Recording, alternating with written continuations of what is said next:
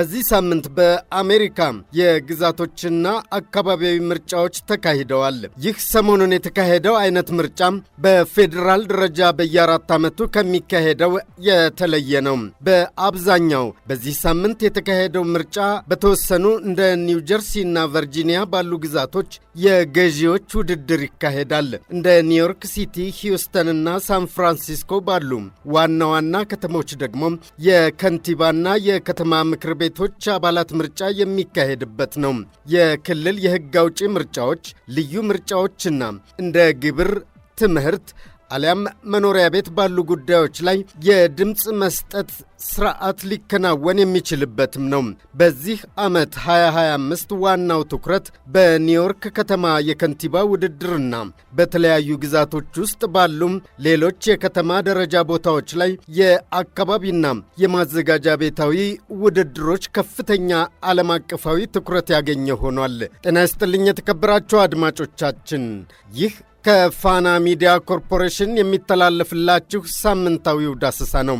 የዛሬው ዳሰሳ ርዕሰ ጉዳያችን ማጠንጠኛ በአሜሪካ የተካሄደው የዚህ ሳምንት አካባቢያዊና የከተማ ከንቲባዎች ምርጫን የተመለከተ ይሆናል። በምርጫው በዚያው በአሜሪካና በዓለም አቀፍ ደረጃ ከፍተኛ ትኩረት ስቦ የነበረው የኒውዮርክ ከተማ ከንቲባ ምርጫ ነበር። ለመሆኑም በምርጫው ያሸነፉት ሰው ማን ናቸው? ለምንስ ከፍተኛ ዓለም አቀፍ ትኩረት ሊስቡ ቻሉ? የተመረጡት አዲሱ ከንቲባ በዚያ ለሚገኙ ትውልደ ኢትዮጵያውያን ጭምር ምስጋና ያቀረቡበት የተለየ ምክንያት ይኖር ይሆን ወይ? ይህ ብቻም አይደለም። ለኒውዮርክ ከንቲባነት የተመረጡት የ34 ዓመቱ ወጣት ከንቲባን በተመለከተም ከአውሮፓ ሶሻል ዴሞክራቶች በመመረጣቸው ከፍተኛ ደስታ ተንጸባርቋል። በእነዚህ ነጥቦች ላይ ያተኮረው የዛሬው ዳሰሳችን ጀመረም።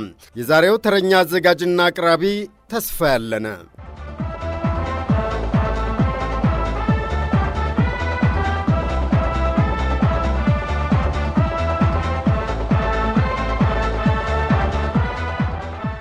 በአሜሪካ ፖለቲካ ውስጥ እጅግ ወሳኝ ስፍራ ካላቸው ከተሞች አንዷም ኒውዮርክ ናት።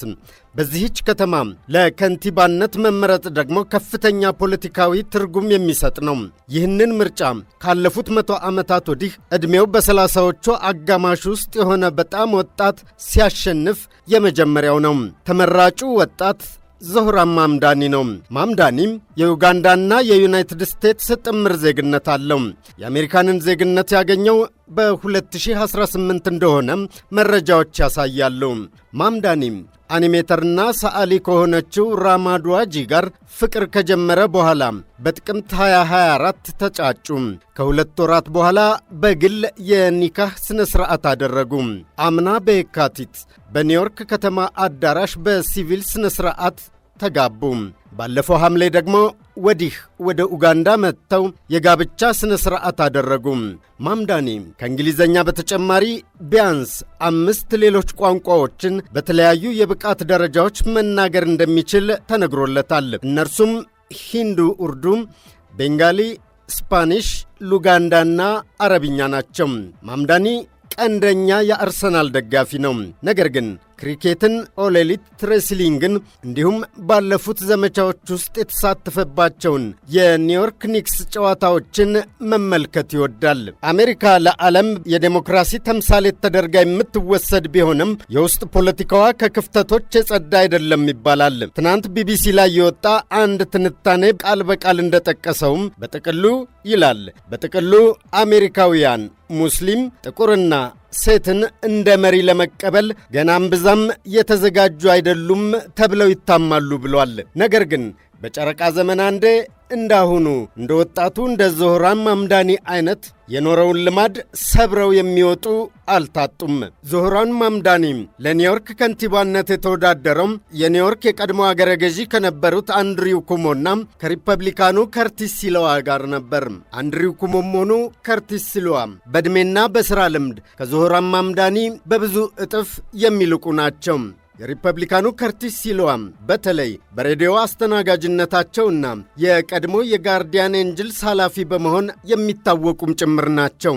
አሁን ዞህራን ማምዳኒ ምርጫውን አሸንፈው የኒውዮርክ ከተማ ከንቲባ ሆነዋል።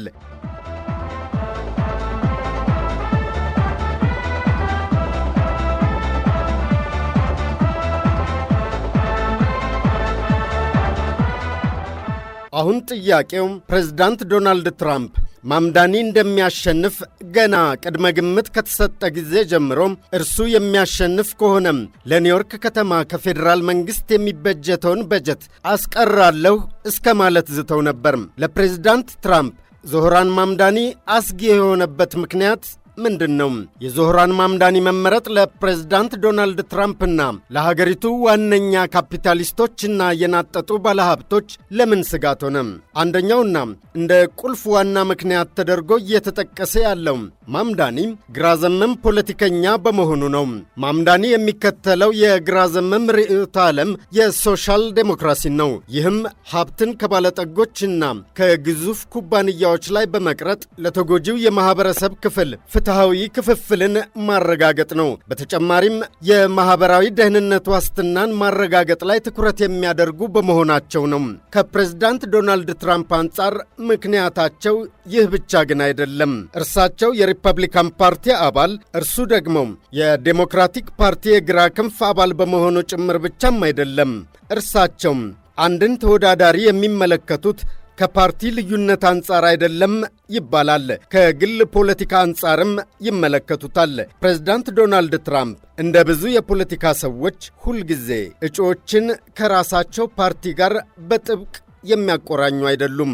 አንዳንድ ጊዜ ከሌላ ፓርቲ የመጣ እጩ ከፍላጎታቸው አሊያም ከግል ሽርክናቸው ጋር የሚስማማ ከሆነም ይደግፉታል። በዚህ ጉዳይ ላይ አንድሪው ኩሞን ማንሳት ይቻላል። የቀድሞው የኒውዮርክ አገረ ገዢ ዴሞክራቱ አንድሪው ኩሞም ትራምፕ በተወሰኑ አካባቢዎች ጥሩ ሆነው ስላገኟቸው ድጋፋቸውን ቸረዋቸው ያውቃሉ። ፕሬዝዳንት ትራምፕ አንድን እጩ የሚደግፉበት አሊያም ድጋፋቸውን የሚነፍጉበት ሌላኛው ምክንያት ደግሞ ከፖለቲካዊ ስትራቴጂ አንጻር ነው ይባላል። ሪፐብሊካን ያልሆነን ሰው መደገፍ ተቃዋሚዎችን ሊከፋፍል ወይም ትራምፕን የሚቃወሙ ሌሎች ዴሞክራቶችን ሊያዳክም ይችላል። ይህ አንደኛው ስትራቴጂ ነው። እንዲሁም ተጽዕኖ ሊያሳድርበት እንደሚችል የሚያስበውን ሰው በመደገፍ የትራምፕን በአካባቢ ፖለቲካ ወይም በወደፊት ምርጫዎች ላይ ያለውን ተጽዕኖ ለማሳደግ ከማለምም ጭምር ነው የሚሉ አሉ። ያለፉትን መሰል ዓመታት ሁኔታዎች ስንመለከት ትራምፕ ከእርሳቸው ጋር የፖለቲካ ፓርቲ አባልነት ተመሳስሎ የሌላቸውን ጭምር በመደገፍ ይታወቃሉ። አንዳንድ ጊዜ ደግሞ ለራሳቸው የፖለቲካ ፓርቲ አባል ድጋፋቸውን ሲነፍጉም ተስተውለው ያውቃሉ። በአጭሩ የፓርቲ አባልነት ሁልጊዜ የውሳኔ ምክንያት አይደለም። የትራምፕ ድጋፍ ብዙውን ጊዜ ስትራቴጂን፣ ጥምረትን ወይም የግል ስሌትን ያንጸባርቃል።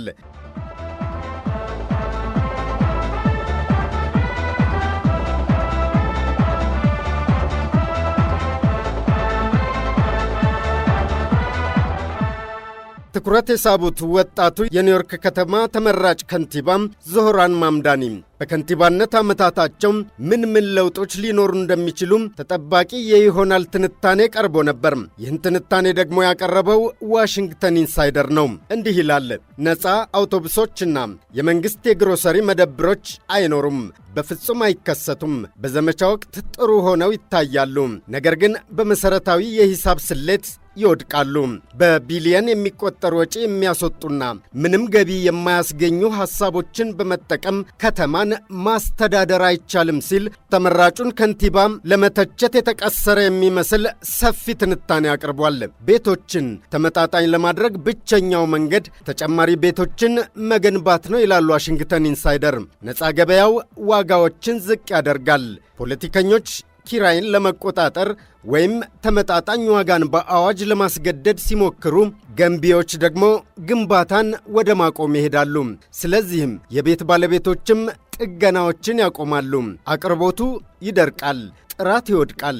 እናም በዋጋው ውስጥ ከፍተኛ ደረጃ ላይ የሚቀሩ ጥቂት ንብረቶች ብቻ ይሆናሉ።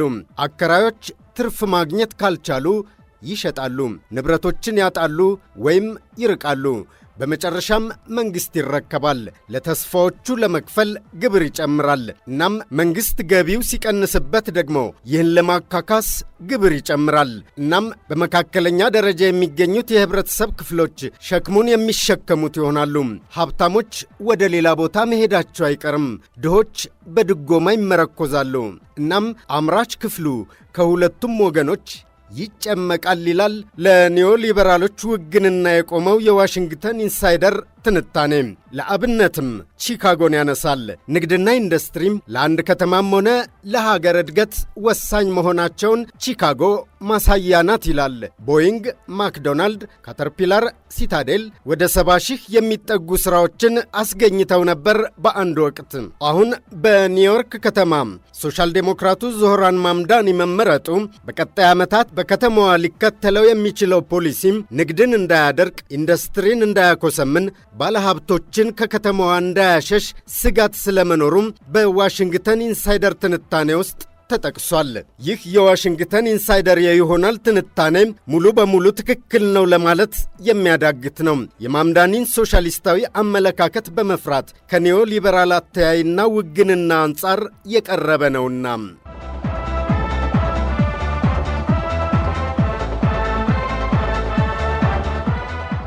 ዞህራን ማምዳኒ እንደ አውሮፓውያን አቆጣጠር በ2014 በአፍሪካ ጥናት ዋና የትምህርት መስክ የመጀመሪያ ዲግሪያቸውን አግኝተዋል። ለስልጣን ከመወዳደራቸው በፊት የቤቶች አማካሪ ሆነው ሰርተዋል። እዚያም በኩዊንስ ዝቅተኛ ገቢ ያላቸው ስደተኞች የቤት ባለቤቶችን ከቤት የማስወጣት እንቅስቃሴን እንዲቆም መሟገታቸውና ባለዝቅተኛ ገቢ ሰዎች በቤታቸው ለመቆየት እንዲችሉ ያደረጉት ጥረት ምርጫውን እንዲያሸንፉ ረድቷቸዋል ይባላል። የወጣቱ ተመራጭ ከንቲባ ተሞክሮ የመኖሪያ ቤትና የተመጣጣኝነት ችግርን ለመፍታት ለስልጣን እንዲወዳደር እንዳነሳሳው ይነገራል። ለመሆኑም ይህ በአሜሪካ ፖለቲካ በቅርቡ ስሙ እየናኘ የመጣው ወጣት ማን ነው? ማምዳኒ የኡጋንዳና የዩናይትድ ስቴትስ ጥምር ዜግነት ያለው ወጣት ነው። ኒውዮርክ ታይምስ ይዞት በወጣ ትንታኔ ደግሞ ቀጣዩ የዓለም እግር ኳስ ዋንጫም ቢሆን ለከተማዋ ጥሩ ዕድል ይዞ እንደሚመጣ አመላክቷል። ኒውዮርክ በሚቀጥለው ዓመት ከኒው ጀርሲ ጋር በመሆን የዓለም ዋንጫን ለማስተናገድ በመዘጋጀት ላይ ባለችበት በዚህ ጊዜም ለእግር ኳስም ጭምር ከፍተኛ ፍቅር ያለው ወጣት ከንቲባ ማግኘቷም ተጨማሪ ዕድል እንደሆነ ጽፏል። ተመራጩ ከንቲባ ዞህራን ማምዳኒ የእግር ኳስ ውድድሩን ቱሪዝምን ለማሳደግና ዝግጅቱን ለደጋፊዎች ተመጣጣኝ ለማድረግ እንደሚጠቀሙበት ተናግረዋል። ዓለም ዋንጫው ካለው ኢኮኖሚያዊ ጥቅምና ለአዲሱ ከንቲባ ከሚኖረው ዓለም አቀፍ ዕውቅና አንጻር ከፍተኛ ትርጉም ያለው ነው። የ2026ቱ የዓለም ዋንጫ ውድድር ታሪካዊ ይሆናል። ምክንያቱም በሦስት ሀገራት ማለትም በአሜሪካ፣ በካናዳና ሜክሲኮ የሚካሄደው ይህ የዓለም ዋንጫም በራሱ ታሪካዊ ነው። በአሜሪካ ውድድሩ ከሚካሄድባቸው 2 ከተሞች አንዷ ደግሞ ኒውዮርክ ናት። ኒውዮርክ ደግሞ በታሪክ በጣም ወጣት ለእግር ኳስ ልዩ ፍቅር ያለው ከንቲባን አግኝታለች። የእግር ኳስ ፍቅሩን ወደ ኢኮኖሚያዊ ጥቅም ለመቀየርም የተዘጋጀ። በግልባጩ ደግሞ ፕሬዝዳንት ዶናልድ ትራምፕ ኒውዮርክ የምትተማመንባቸውን የማኅበራዊ ደህንነት መረብ ፕሮግራሞችን ለመቀነስ ዕቅድ እንዳላቸው ግልጽ አድርገዋል። ይህ ማለት የፌዴራል በጀት ኪሳራን ለመቀነስ ያለመ ነው በሚል ነው። እንዲህ ያለው የትራምፕ አስተዳደር አቋም ዝቅተኛ ገቢ ላላቸው ተከራዮች የተያዙ ፕሮግራሞችን ያዳክማል ነው የሚለው ኒውዮርክ ታይምስ ላይ የተነበበው ትንታኔ። የፕሬዝዳንት ትራምፕ አስተዳደር የምግብ ጥቅማጥቅሞችን ለመቀነስ እየተዘጋጀ እንደሆነ ይነገራል። ለፌዴራል የመኖሪያ ቤት የሚሰጡ የገንዘብ ድጋፎችን እንደሚቀንስና ለሌሎች ፕሮግራሞች የሥራ መስፈርቶችን እንደሚተገብርም ጠቁሟል። የከተማዋ የማኅበራዊ አገልግሎት መምሪያ ኮሚሽነር ሞሊዋሶው ፓርክ ይባላሉ። ሁኔታውን ከፌዴራል መንግሥት የሚመጡ ተጨማሪ እርምጃዎች ሁሉም ዝቅተኛ ገቢ ያላቸው ቤተሰቦች ሊያገኟቸው የሚችሉም ጥቅማጥቅሞችን ለመጭመቅ የታለሙ ናቸው ሲሉ ገልጸውታል። ኒውዮርክ ከተማም ቤት አልባ የሆኑ ከ136 ሺህ በላይ ነዋሪዎቿን ችግራቸውን ለመቅረፍ ከ1 ቢሊዮን ዶላር በላይ ወጪ ታወጣለች።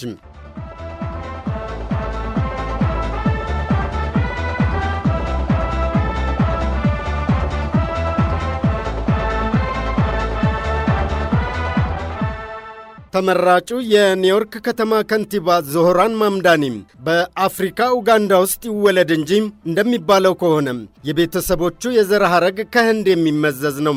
በእርግጥ ማምዳኒ አፍሪካ ኡጋንዳ ውስጥ ይወለድ እንጂ እድገቱም አሜሪካ ኒውዮርክ ውስጥ ነው። ወደዛች ሀገር ሲገባም ዕድሜው 8 እንኳን አልሞላም።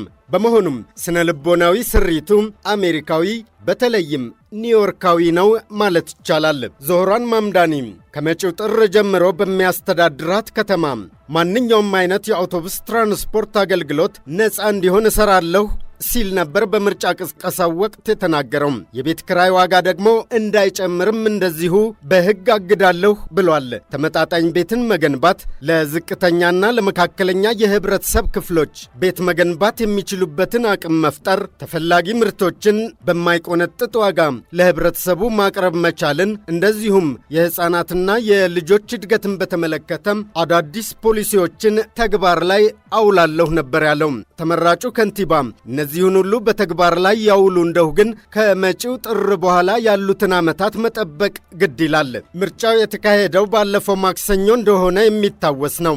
በዋዜማው ሰኞ ቅድመ ትንበያዎች የከንቲባነቱን ምርጫ ወጣቱ ዞህራን ማምዳኒ እንደሚያሸንፍ ሲያመላክቱ ፕሬዝዳንት ዶናልድ ትራምፕ ብቅ አሉና እርሱ ካሸነፈም ለከተማዋ የሚመደበውን የፌዴራል በጀት እከለክላለሁ ሲሉ እስከ ማስጠንቀቅ ደረሱ።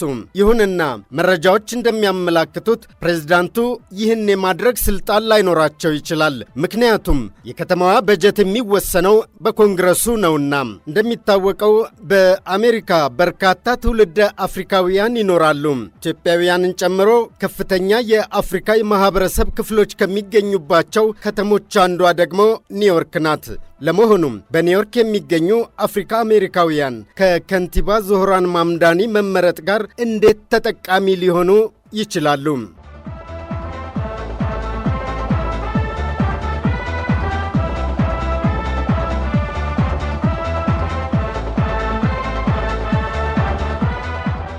በኒውዮርክ የሚገኙ አፍሪካ አሜሪካውያን በእርግጥም ሊጠቀሙ የሚችሉባቸው ነጥቦች ተጠቅሰዋል። አንደኛው ተመራጩ ከንቲባም ከሚያራምዱት ተራማጅ የኢኮኖሚ ፖሊሲዎች አንጻር አፍሪካ አሜሪካውያን ተጠቃሚ ሊሆኑ ይችላሉ የሚል ነው። ዞህራን ማምዳኒ እንደ ሶሻል ዴሞክራትነታቸው በተራማጅ ፖለቲካቸው የሚታወቁ እንደመሆኑ ለረጅም ጊዜ ለኢኮኖሚያዊ ፍትህ ሲሟገቱ ቆይተዋል። በኒውዮርክ ውስጥ የአፍሪካ አሜሪካውያን ማህበረሰቦችን በቀጥታ የሚነኩ ጉዳዮች ናቸው እነዚህ ነጥቦች። ስለዚህም በእርሱ አመራር በተለይም እንደ ሃርለምና ቤድፎርድ ባሉ ታሪካዊ የአፍሪካ አሜሪካውያን ሰፈሮች ውስጥ ጥቁር ቤተሰቦችን በተመጣጣኝ ዋጋ መኖሪያ ቤት እንዲያገኙ፣ እንደዚሁም የክራይ ዋጋ የተረጋጋ እንዲሆንላቸው ማስቻላቸው አይቀርም። ከሁሉም በላይ ደግሞ ስጋት ያንዣበበባቸውንና ሊፈናቀሉ ይችሉ ይሆናል ተብለው የሚጠበቁ የህብረተሰብ ክፍሎችን በጸረ ተፈናቃይ ፖሊሲያቸው እቅፍ ድግፍ አድርገው ሊያኖሩ ይችላሉ ተብሎ ይጠበቃል። እንደ የህዝብ እንክብካቤ፣ የጤና አጠባበቅ ተደራሽነትና የማህበረሰብ የሥራ ስልጠና ያሉ ማህበራዊ አገልግሎቶችን ማስፋፋት፣ ይህም በጥቁር ኒውዮርክ ነዋሪዎች ላይ ከመጠን በላይ ተጽዕኖ የሚያሳድሩ ሥራ አጥነትንና የኢኮኖሚ አልተመጣጥኖን ለመቀነስ የሚረዱ እርምጃዎችን ይወስዳሉ ተብሎም ይጠበቃል። ይህ አካሄድ በክልል ምክር ቤት ውስጥ ያለውን ሥራም ያንጸባርቃል። የተከራዮችን መብቶችና የበለጠ ፍትሐዊ የኢኮኖሚ ሥርዓቶችን ለማግኘት የሚረዳም ነው። አፍሪካ አሜሪካውያን ከወጣቱ ከንቲባ መመረጥ ተጠቃሚ ይሆናሉ ተብሎ የሚገመተው ሁለተኛው ነጥብ ደግሞ ትራንስፖርትና የከተማ ፍትሐዊነትን በተመለከተ ነው። ማምዳኒ ለፍትሐዊ የህዝብ ትራንስፖርት በጣም ተሟጋች ከሆኑ ሰዎች አንዱ ነው። አፍሪካ አሜሪካውያን ብዙዎቹ ለሥራና ለትምህርት በሜትሮና በአውቶቡሶች ላይ ጥገኛ የሆኑ ናቸው። ስለዚህም በከንቲባው መመረጥ ዝቅተኛ ገቢ ያላቸው የኒውዮርክ ነዋሪዎች በጣም በቅናሽ አሊያም ነፃ የመጓጓዣ ተጠቃሚ ይሆናሉ። ይህ ደግሞ የዕለት ተዕለት ኑሮን የበለጠ ተመጣጣኝ ሊያደርግና በከተማዋ ውስጥ የተሻለ የሥራ ተደራሽነትን ሊከፍት የሚችል ነው እየተባለ ነው። በከንቲባ ዞህራን ማምዳኒ መመረጥ አፍሪካ አሜሪካውያንን ጨምሮ ሌሎች በአጠቃላይ የኒውዮርክ ነዋሪዎች ተጠቃሚ የሆኑበታል ተብሎ የሚጠበቀው ሦስተኛው ነጥብ ደግሞ የወንጀል ፍትሕ ማሻሻያን የተመለከተ ነው። ማምዳኒ የዘር ፍትሕን በተመለከተ ያለውን አቋም ከግምት ውስጥ በማስገባት ቀጣዩ የከተማዋ አስተዳደራቸው የተወሰኑ እርምጃዎችን ሊወስድ ይችላል። ላብነትም በኒውዮርክ በሚገኙ የጥቁሮች መንደሮች ውስጥ በከፍተኛ ደረጃም ነዋሪዎቹን የሚያስጨንቀውን የፖሊስ ቁጥጥርን ሊቀንሱ ይችላሉ። ለአእምሮ ጤናም፣ ለወጣቶች ምክርና ለአመፃ መከላከያ ፕሮግራሞች ከፍ ያለ በጀት ሊበጅቱ ይችላሉ።